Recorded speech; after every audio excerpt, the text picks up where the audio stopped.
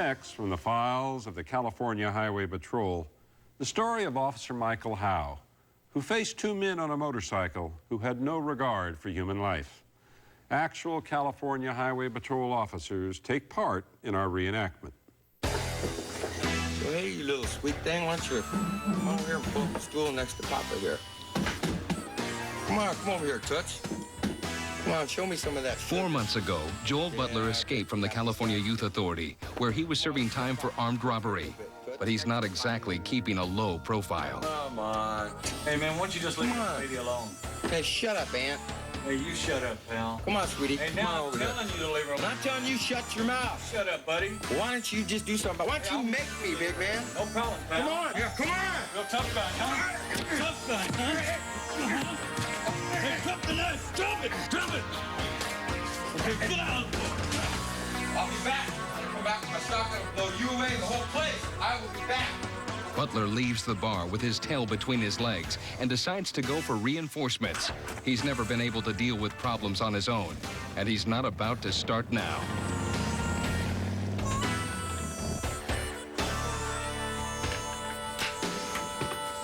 Here you go, little brother. Get those redneck casters. Yeah. Joel goes home and recruits his older brother Greg to help him get his knife back. The brothers arm themselves with an illegal sawed-off shotgun and head for the bar. Officer Michael Howe, a 10-year CHP veteran, is looking forward to lunch with his partner, Officer Frank Ortega. Howe sees the Butler brothers speeding, but they don't see his CHP Mustang. 112.72, 112.62. I'll 98 with you in a minute. I'm working a speed stop on a motorcycle with a couple occupants.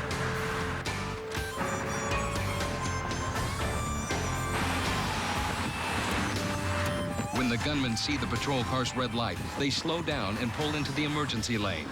Howe keeps in contact with dispatch and lets them know they'll be coming to a stop soon. About I-10 approaching Riverside. It looks like the brothers are going to stop, but they change their minds at the last minute. Officer Howe turns on his siren, and the men take an off-ramp. The fugitives refuse to stop. But then the gunman fires on him. Howe is hit in the face and neck, but he tries to follow the gunman. 1199. Shots fired. I've been shot. I'm going to try and make it to the hospital. Howe isn't able to reach the hospital. His wounds are too serious, and he's forced to pull over. But before he blacks out, he radios in a description of the men, the motorcycle, and his location. Officer Ortega hears the call for help and is the first to reach Howe. Ortega checks Howe's pulse and calls for an ambulance. Officer down. A CHP officer clings to life. Officer Michael Howe's true story continues when we come back. After Joel Butler loses his knife in a barroom brawl, he decides to get it back at the point of a shotgun. On the way back to the bar, he shoots California Highway Patrol officer Michael Howe, who has tried to stop him and his brother for speeding. Later that day, as Officer Howe undergoes surgery, Officer Ortega assists Deputy Marshal John Chincharik serve a warrant. Chincharik sees the motorcycle Howe described before he passed out. Hey, you mind if we take a look at your bike? Okay. Okay. Hey, do you mind if we take a look in the house? No. Okay, is there anybody else in there? No. Okay, why don't you walk right over here? As Officer Ortega watches the gunman, Chincharik looks into the house. He spots the sawed-off shotgun and immediately arrests the man.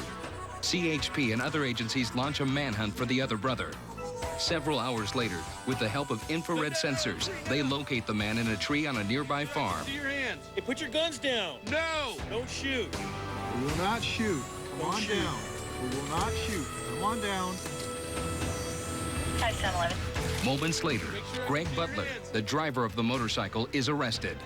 A search of the house revealed 2 shotguns and a cache of drugs. The gunman pleaded guilty to attempted murder and received 12 years in state prison. On parole for burglary, his brother was found guilty of assaulting a police officer and given 9 years in prison.